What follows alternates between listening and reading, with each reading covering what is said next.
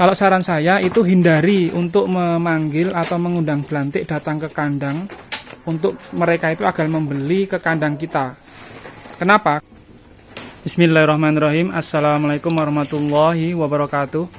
Kali ini Aksara di kandang kambing sendiri.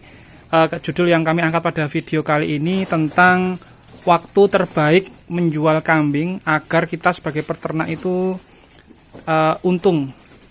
Nah, bisa untung sedikit atau untung banyak itu relatif, tapi yang jelas biar kita sebagai peternak itu untung atau tidak rugi. Kita akan mengajukan nanti ada 3 pilihan untuk teman-teman semuanya, di mana dari 3 pilihan itu bisa kita pilih waktu jual yang tepat. Kalau kita sudah menjual di waktu yang tepat, insya Allah nanti untungnya juga berlipat dibanding waktu yang biasa, teman-teman. Nah, yang pertama teman-teman, saat yang tepat menjual kambing itu yang jelas saat menjelang Idul Adha atau kurban. Itu bisa dimulai dari sebelum Ramadan. Biasanya sebelum Ramadan itu teman-teman sudah mulai mencari pejantan yang sudah memenuhi syarat untuk kurban atau Idul Adha, dan harganya relatif lebih murah, dan masih ada waktu dari sebelum Ramadan itu untuk digemukkan lagi sampai menjelang tiba waktunya nanti Idul Kurban. Kemudian itu untuk pejantan yang memang sudah siap untuk kurban, teman-teman. Nah, lalu untuk yang kedua, waktu yang kedua itu pilihannya saat setelah Idul Adha.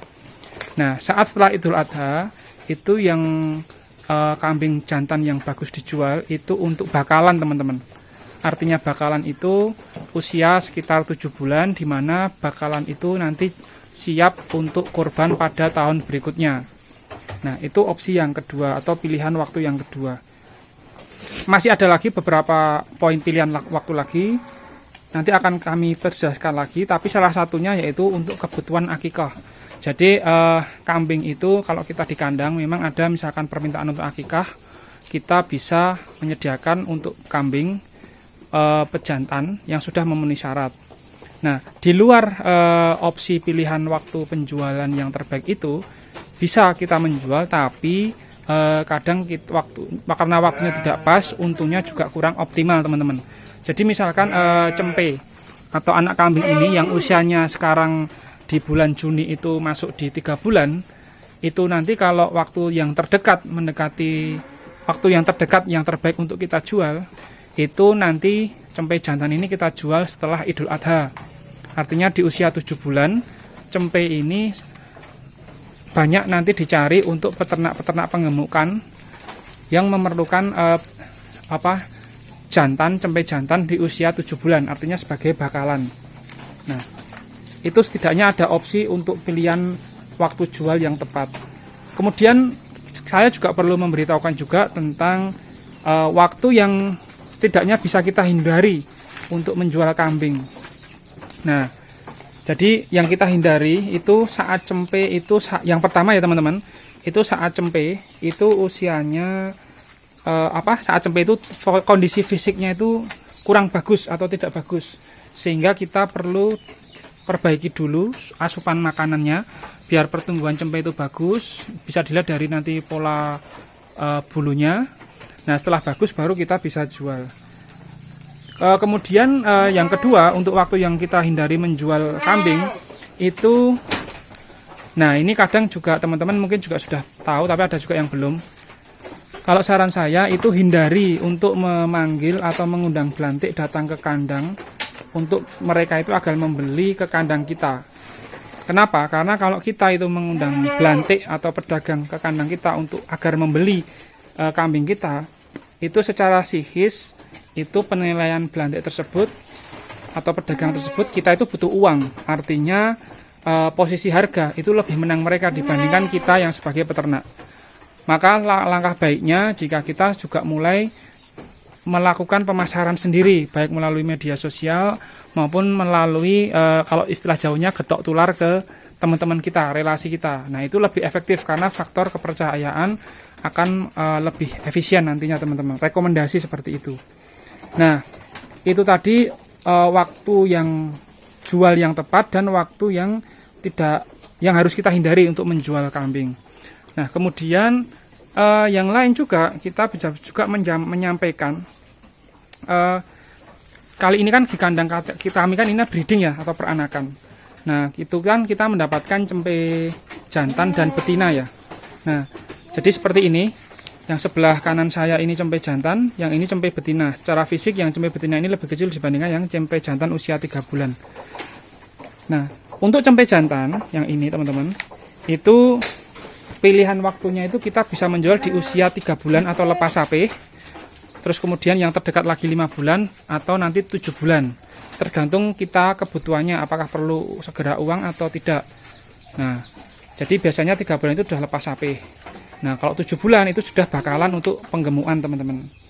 Kemudian untuk cempe betina, kalau untuk pola ternak breeding atau peranakan, itu saran kami menghindari untuk menjual teman-teman. Menghindari untuk dijual. Karena itu nanti untuk tambahan calon indukan di kandang kita sendiri teman-teman. Nah, lalu sebaiknya hasil uang penjualan dari cempe jantan yang di ini maupun nanti yang di ujung itu alangkah baiknya kita gunakan kalau kita uangnya agak longgar kebutuhannya, bisa kita gunakan untuk kebutuhan membeli dere atau indukan lagi yang bisa kita tambah di kandang kita, karena itu nanti menambah populasi di kandang kita. Artinya penambahan populasi betina ini juga dari hasil penjualan cempe jantan teman-teman. Itu kalau breeding. Nah, oh iya teman-teman, kalau kita bicara musim, di Indonesia ada musim hujan dan musim kemarau. Itu untuk musim hujan biasanya kecenderungannya itu harga jual kambing itu cenderung turun teman-teman. Cenderung turun. Bisa jadi dikarenakan karena saat hujan itu petani atau peternak, biasanya kan kalau di desa itu kalau sudah petani biasanya juga dia sebagai peternak kambing atau sapi. Nah, biasanya kalau petani itu sudah memasuki musim panen atau musim tanam di sawah maupun di ladang saat hujan, itu mereka itu akan menjual kambing untuk kebutuhan operasional bertani teman-teman. Nah, itu pengamatan kami. Nah, yang kedua mungkin saat ini teman-teman, tahun ajaran sekolah baru itu atau baru masuk sekolah, itu juga kambing relatif murah teman-teman. Karena kenapa? Karena ya petani atau peternak itu membutuhkan biaya untuk mendaftarkan ke sekolah. Karena pendaftaran sekolah itu lebih mahal dibandingkan biaya SPP atau bayar bulanan ya teman-teman. Dan keperluan belanja sekolah anak-anak gitu. Nah, kemudian saat menjelang Idul Fitri. Jadi saat menjelang Idul Fitri artinya setelah Ramadan ya, bukan sebelum Ramadan. Tapi kalau sebelum Ramadan itu harga kambing lagi bagus-bagusnya. Tapi kalau setelah Idul Fitri itu kambing agak murah teman-teman. Penyebabnya karena petani butuh uang untuk Lebaran ya, mungkin karena tradisi di Jawa khususnya atau di Indonesia saat Lebaran itu justru kita itu banyak kebutuhan khususnya materi uang ya untuk bertemu silaturahim ke saudara maupun keperluan yang lain terkait Lebaran, yang tradisi Lebaran itu hanya ada di Indonesia. Nah, lalu informasi yang lain selain harga kambing naik itu saat H-1 bulan Idul Kurban, kemudian setelah Idul Kurban itu untuk pejantan bakalan. Yang berikutnya tidak lupa juga saat musim kemarau teman-teman. Nah, saat musim kemarau itu kondisi kambing itu sangat fit. Artinya pakannya juga tidak berair, cuaca juga panas, otomatis tubuhnya juga lebih segar mendapatkan asupan sinar matahari, karena dari kami kan membuat atap itu ada yang dari transparan seperti ini teman-teman. Nah, sehingga suplai sinar matahari saat kemarau itu lebih menyehatkan kambing. Nah, saat itu juga harga kambing relatif akan naik saat musim kemarau.